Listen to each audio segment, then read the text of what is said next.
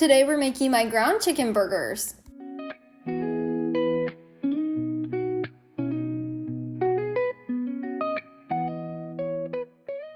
To get started, you want to add 1 to 2 teaspoons of avocado oil or a high heat olive oil, kind of like Graza or a brand like that. And then we're going to put our pan over on the stovetop and heat it on a medium heat. Now, while that's heating, we're gonna make our burger mixture. So we're gonna use half of a pound of ground chicken.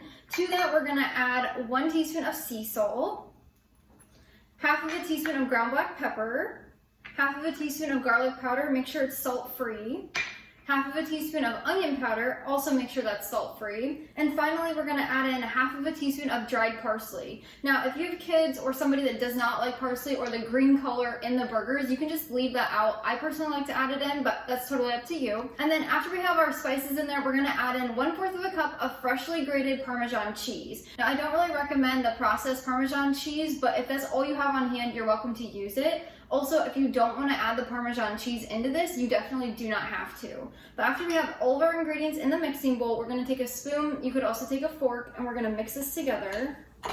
You just want to make sure everything's evenly combined. This recipe is so simple to make, it's quick, it's not a lot of steps, and not a lot of ingredients either. Now, once we have our mixture mixed together, we're going to take it over to the stovetop. Our oil should be hot. You want to make sure the oil is covering the entire bottom of your pan. Now, to shape your burgers, you can either do it by hand, or you can just scoop it into 2 burgers in your pan and spread them out to about 1/2 inch thick. That's what I'm going to do. I'll go show you how. Also, a quick note, when you're done messing with raw chicken, make sure you wash your hands with soap and water before you continue. Now, once your pan is hot, you should feel the warmth over the top. Be very careful not to burn your hands. Also, when you move your pan, the oil will run really easy. That's another indication that it's ready to go. Now we're just going to divide our mixture into 2 even parts. We're going to pop these in here, and then after they're in, we're going to smooth them out and then let them cook.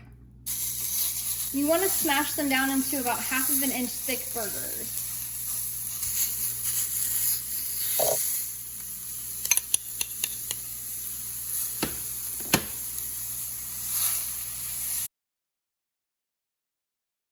Make sure you're not going to move the burgers until that's done. You want to make sure there's a good golden brown crust that develops on the bottom.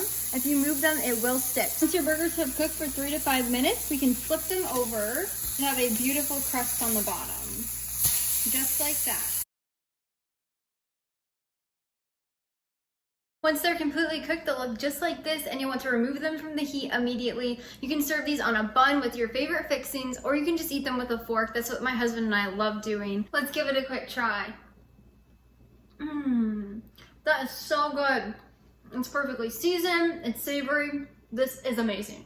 Again, you can find this recipe down in the description below. Just click that link, it'll take you over to my blog. If you'd like to check out another one of my favorite supper recipes, I'll put it right here. Definitely go check out that video. But until next time, go serve God by loving your family one recipe at a time.